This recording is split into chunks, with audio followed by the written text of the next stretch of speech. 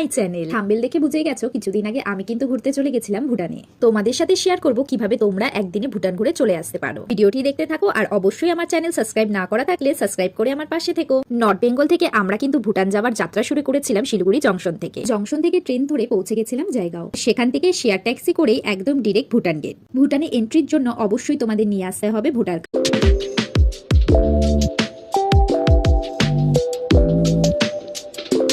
একদিনের এই বিদেশ ট্যুরে আমরা আজ ঘুরবো ভুটানের অন্যতম দ্বিতীয় বৃহত্তম শহর ফুলসিলিং। শহরটির আশেপাশে সাইট সিন করার জন্য কিন্তু ভুটান গেটের সামনেই দাঁড়িয়ে থাকে শেয়ার গাড়িগুলো। এখানে একটি কথা বলে রাখি, গাড়িগুলো কিন্তু এক একজন এক এক রকম বলবে, তোমরা অবশ্যই নিজেদের মতন বার্গেটিং করে গাড়ি বুক করবে। এর গাড়ি ভাড়া চেয়েছিল 1500 টাকা, তবে আমরা বার্গেটিং করে কিন্তু 800 টাকায় বুক করেছিলাম। আমাদের এই প্রতিবেশী দেশ ভুটান শহরটি দেখে কিন্তু আমার ভীষণ পছন্দ হয়েছিল।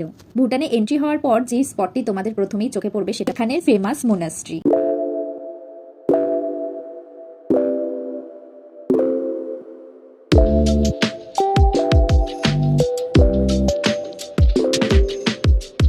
চলে গেলাম নেক্সট সাইট সিনে। এটি কিন্তু ভুটানের অন্যতম স্পট আমুচু ব্রিজ। এই ঝুলন্ত ব্রিজের ওপর দাঁড়িয়ে তোরসা নদীর ভিউটা কিন্তু জাস্ট মনোমুগ্ধকর ছিল। ব্রিজের নিচ দিয়ে বয়ে যাচ্ছিল তোরসা নদীর জল। এরপর নেক্সট স্পটে যেতে যেতে তোমাদের সঙ্গে কিছু ইনফরমেশন শেয়ার করে রাখি।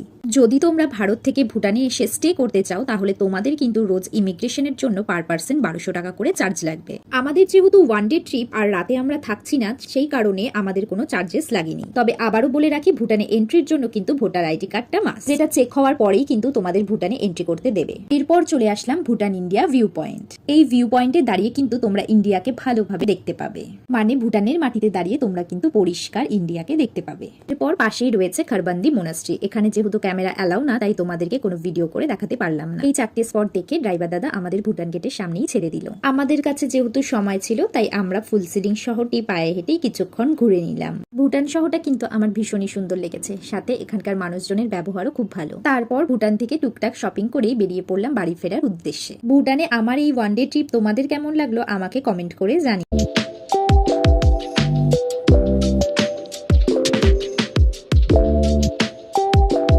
অবশ্যই আমার ভিডিওটি ভালো লাগলে লাইক, কমেন্ট, শেয়ার করো। And don't forget to subscribe my channel. চলো টাটা।